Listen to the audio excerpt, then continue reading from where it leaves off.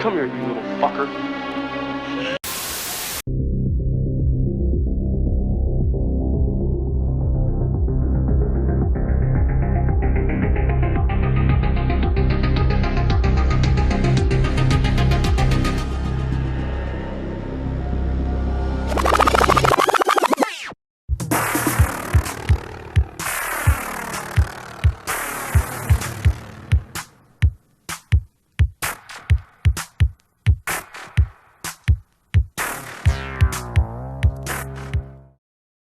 And as you can see there, this month on the Vortex, we're talking Rocktober Blood. Yeah, I think we've talked about this one a number of times doing this thing, right? Like, it must have been on a wheel spin or a pole or something like that. This has come up before. Maybe it was just when we were talking about Trick or Treat or something like that. Yeah, probably, because we talk about, with all of our loves for heavy metal and horror movies, obviously, that the subject of heavy metal and horror comes up quite often. So I'm sure we talked about it while we were recording the Trick or Treat episode, probably at least mentioned it. And yeah, many times since. And the mask, this Fang Face mask has been on my shelf. It's kind of been a co-star of its own. That's what I'm thinking of. Over on our Patreon, you've always done Library of the Professor. And I'm pretty sure you did a whole library segment on that mask one time and probably talked about, the movie a lot there. So that might be one of the places right there, which we encourage you to go check out over on patreon.com/Spookshow. It's a treasure trove of all that stuff you see in the background there behind the Professor and Tiana. Yeah. That's just one little small, very, very minuscule section of the collection. Yeah. But yeah, we're I'm Josh, and that's Tiana and the Professor Smoke. We're from the All American Spook Show podcast, and every week on Mondays at 6 p.m. East, we have new episodes of the podcast which come out right here on the YouTube channel, and of course wherever you listen to your podcast. We also encourage you to stick around here on the channel and go check out our other series, including Grindhouse Gutter and Hammer Horror and Order. Every month we've got lots of cool content here for you to go check out. So please like, subscribe, all that jazz, and go check out all the other stuff. So literally, you could sit here for days and days watching all the stuff here on the channel and go listen to the podcast and all that stuff. So yeah, we've come around to Rocktober Blood. So what do we want to say about this one? That this movie is nuts. Yeah, this is it's kind of one of those that was maybe not the easiest movie to find back in the day. I don't remember when I first saw it. It was back then, but it wasn't. It took me a while. I don't know how many. I had a lot of different video store memberships back then. But this is the second time I've seen this, but like I've seen it like in the last 5 to 10 years. So I never watched it back in the day. Yeah, it's definitely one that didn't. Well, really, it's only made its way to DVD a few years ago. I think the makers of this film, was a very independent film. It was a family, I believe. And I don't have. We weren't doing a deep dive. This is Video Vortex, so I didn't do the deep dive into this. This is just off the top of my head that I knew was that they were doing a funding thing to put out a remastered version on DVD some years back, and I guess they did remaster it to a certain degree. Maybe, again, it's independent. I don't know what house they went to remaster it. How they did that or whatever, but it was, I guess, lackluster. I never bought it, so I can't really vouch for it. I haven't seen it myself, but I heard that it was kind of a lackluster, maybe remastering job or whatever. A lot of people were kind of disappointed with it. So I haven't seen any version other than the VHS version that I showed a little while ago, the one from back in Vestron Video put out. That's pretty much what I watched. It didn't look like a good dub. The one that I watched online, wherever I don't even remember where I watched it. But where I watched it, it looked like a VHS dub. It looked like you're watching someone's VHS.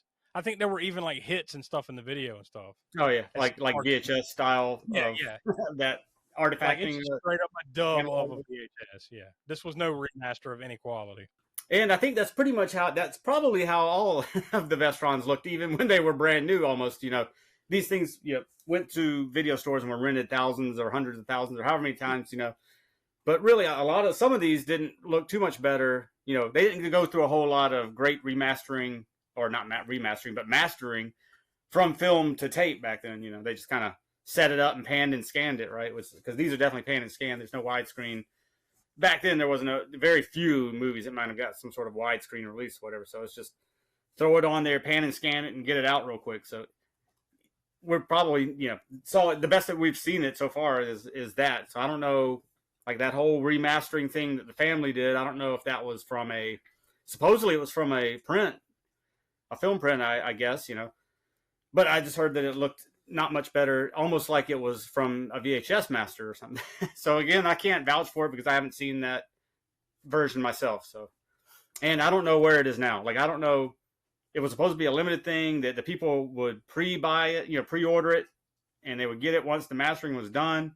And I think they were hoping to coop enough funds from that to make a sequel to Rocktober Blood, but that never happened. So, and like that, I don't know how much this thing goes for now. That supposed remaster that was out there, maybe the price is jacked up on that too now. I have no idea how many copies there were. I don't know, like you said, where the ownership of this movie lies now, but it would be nice since Vestron, or whoever does the Vestron Video Collector series now, Vestron doesn't really exist anymore necessarily, right? But Lionsgate, whoever's doing those, it would be cool if they put out a remastered version on that. Yeah, I don't know where the family is with it now. I guess the ownership had gone back to them, but I really wish that they would, sell the rights maybe to Vestron or to whoever, somebody to get it to the proper remastering house to get it done, the best it could be. Yeah, because all of those have looked great. Yeah. On that Vestron Video Collector Series Blu-rays. So those have all looked great. So that would be nice if they got a hold of it, because this is true to Video Vortex. Best I can tell, this never got a theatrical release anywhere. This was straight video. I'm sure somewhere someone has shown it on the screen somewhere, but they probably in the hometown where it was made. Maybe it got a screening or something back then, or something. But it was written, directed, and produced by Beverly Sebastian and Ferd Sebastian. So yeah, like you said, family all through and through. It stars Tray Loren, Donna Scoggins, and Cana Cockrell. Boy, these are some names, huh? The band, which we forgot and we looked it up, it was in the movie. It was called Headmistress, but in real life, it was the what would you call them? Glam metal. What would you call it? Just I guess you could say kind of hard rock and traditional kind of metal sounds that were coming out in the early '80s, but sorcery. Yeah. So because of that, though, it has I wouldn't say it's the best soundtrack in the world, but it's got one of those kind of like once we talked about the movie Trick or Treat, where it's got a couple songs in there just kind of get in your head. Oh yeah, they burrow in, and then you're singing like Rainbow Eyes, right?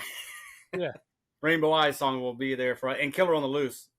Me personally, my favorite song is probably that Killer on the Loose. I like that. I think that's a genuinely. I mean, all the other songs fit this movie and the scenes they're in this movie. But if my top song in here, if I'm going to just listen to one on its own apart from the movie, it'd probably be that Killer on the Loose. So if you're a big sorcery fan, which got how many of those still floating around out there, you probably already know about this movie. But if you don't, go check it out. What did we say? Oh, I now remember. So like what we do beforehand for Video Vortex is we come together and we kind of give a rating.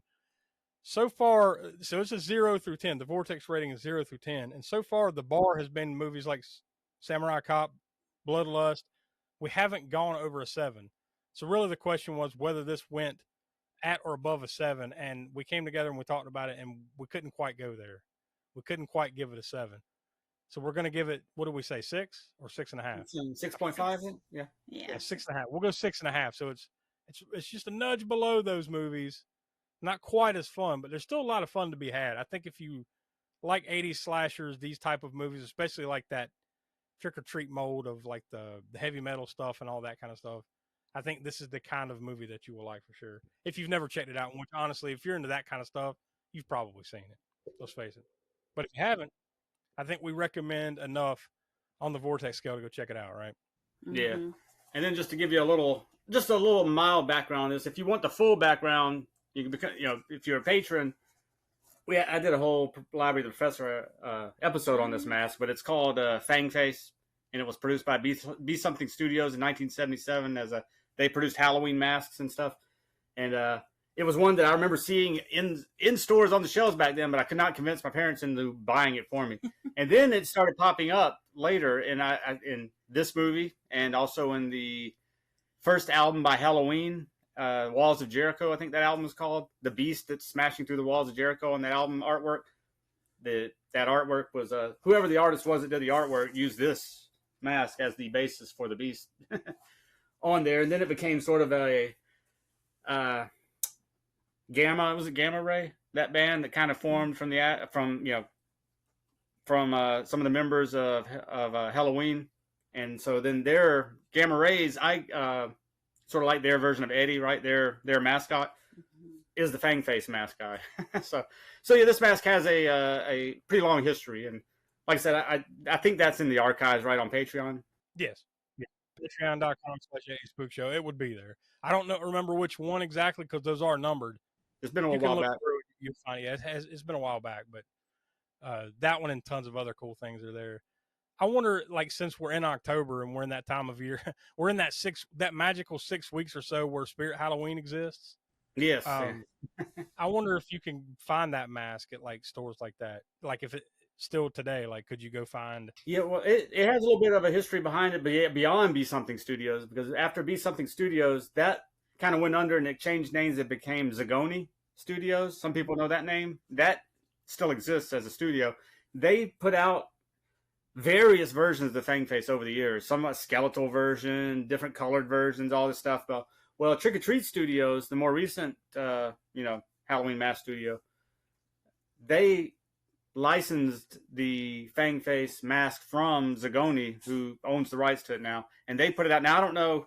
I haven't been on there recently. I assume maybe it's still available, but if you go on to Trick or Treat Studios and look up Fang Face, you should find it there if it's still being produced. I don't know for 100% for sure because it was produced there for a few years, and maybe it still is being produced. So, but yeah, it's called the Fang Face mask, and Be Something Studios to Zagoni Studios to then Trick or Treat getting the licensing for it. So, and there's a brown one like the one that's in the movie, like the one I showed, and there's also I have it in the east wing of the library over there. I have the green version of this mask as well.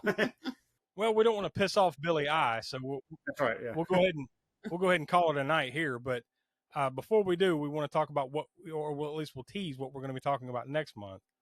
And we've come together and we've decided to do Night Beast from 1982. So, oh boy. Oh yeah. This should be a hoot and a half. You haven't seen it yet, Josh? Dude, I don't think so. If I have, I mean, it's long forgotten, but I don't think so. Yeah. And you would think just looking at that image of that on the cover or that poster or whatever, I would remember that. So, no, probably not. I wasn't prepared beforehand. I would have grabbed the, well, y'all talk amongst yourselves for just a second. I'll grab it real quick. The Night Beast came out in 1982, and that was directed by Don Dohler and written by Don Dohler, and it stars Donald Liefert, Tom Griffiths, and George Stover. So I think this one is going to be it looks like it's more of a science fiction, so it's sci-fi horror. And Don Dohler is, of course, a cult classic director. You know, he's got tons of stuff like that. So this is one that a lot of people have talked about that you hear a lot of buzz about, right? But like, for whatever reason, it's just escaped me. I haven't watched it. So, but I assume you've seen it, Tiana? Oh, yeah. I just seen it actually not too long ago. I always see certain things like this, and I'm like, man, I really want to watch that. And then I'm like, no, you know what? I should hold off because I know at some point we're going to have to watch it on the Grindhouse or the Vortex or all these various things that we do. So I kind of hold off. I wait. Yeah, I had to dig it out of the West Wing over there. Oh, yeah, I forgot. But I have a copy of a old, this is a cut box, right? Yeah. It was a Paragon Video. Originally, this was a regular slipcover, but as we know, back in the video store days, these video store owners would cut them down and put them in these clamshells sometimes, protect them or whatever, and make them easier, more durable. And it's signed by the producer, Ted A. Bohas. So there you go. Who's going to give me a couple $1,000 for Ted A. Bohas' signature? You know you want it. Oh, you're all lined up there on YouTube. No, this is a very fun movie, though. That'll be the thing that we dive into in the month of November. So we're going to be kicking off, I guess, probably right before the Thanksgiving is when we'll be watching that. So I think that's a good cut. So I guess that's enough for this month. So for Donnie and Will who couldn't be with us, Tiana, Professor Smoke, I'm Josh. We are from the All American Spook Show. Go listen to the podcast. You can get it wherever you listen to your podcast, and of course right here on the channel. Please like, subscribe, all that jazz.